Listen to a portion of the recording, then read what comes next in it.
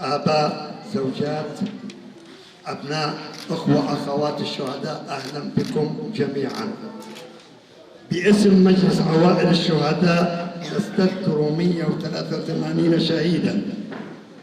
عن شهر تشرين الأول لعوام وأماكن مختلفة، ونستذكر أيضا أحد رموز المقاومة الشهيدة بريدان التي حاربت بكل إمكانياتها، حاربت خط الخيانة ورسمت طريق المرأة الحرة المقاومة وحماية قيم الثورة من الخونة. للشهداء حق علينا في الوفاء، إليهم حق ثابت في رقابنا جميعا، حق الوفاء إليهم استذكارهم دائما في جميع لحظاتنا. الشهداء ليس مجرد أرقام أو أسماء وقصص وحكايات لأشخاص لم تهمهم الحياة، بل همهم الدفاع عنا والحفاظ على كرامتنا.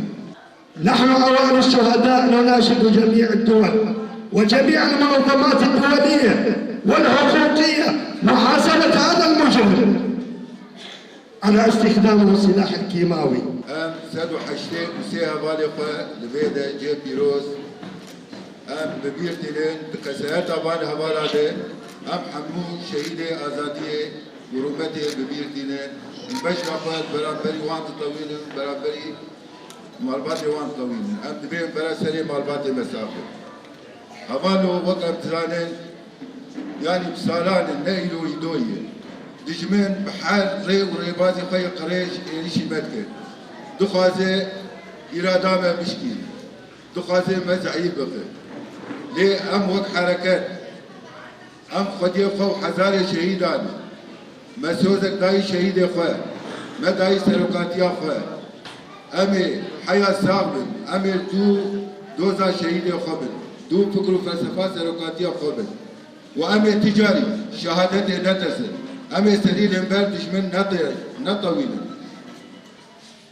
يعني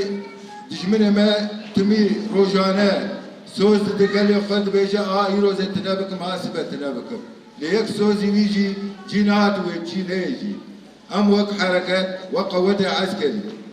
أمي برخو بدل وأمي شبطاري شهيدي خبر أمي تجاري نهيل ما دام أقول دشمن ما بيشك كتاب سلمده أما جنين تجمنا مر حد يامك وأم سوزدن لبرامبري مالبات خو وشهيد خو أم دو خطا شهيد خو حتى لو بخونا مي داوي وأم تبيشن شهيد نامرن دجي سرقابو